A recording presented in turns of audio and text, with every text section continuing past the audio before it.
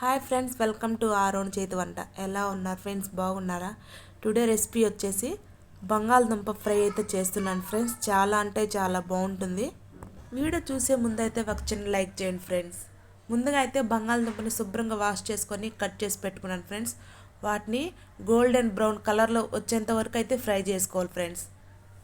తర్వాత అయితే పచ్చిమిర్చి పేస్ట్ కోసం అయితే 3 పచ్చిమిరకాయలు, 5-6 వెల్లుల్లి, 1 స్పూన్ జీలకర్ర తీసుకున్నాను ఫ్రెండ్స్. ఈ పేస్ట్ వల్ల ఆ ఫ్రై అనేది చాలా అంటే చాలా బాగుంటుంది. టేస్ట్ అయితే స్పైసీని బట్టి అయితే తీసుకోవాలి ఫ్రెండ్స్. కచ్చా పచ్చగా అయితే మనం పేస్ట్ వేసుకోవాలి ఫ్రెండ్స్.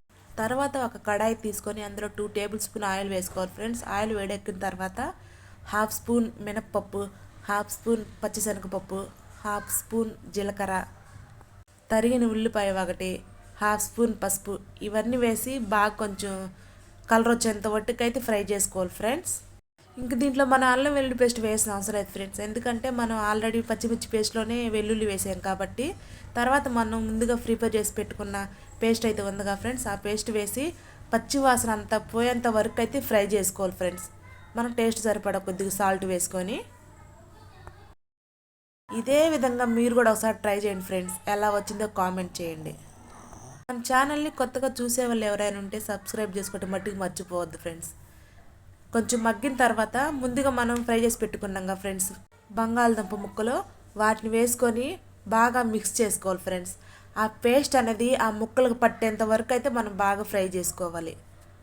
అలా ఫ్రై చేసుకున్నాక కొంచెంసేపు మూత పెట్టుకొని కొంచెం మగ్గనివ్వాలి ఫ్రెండ్స్.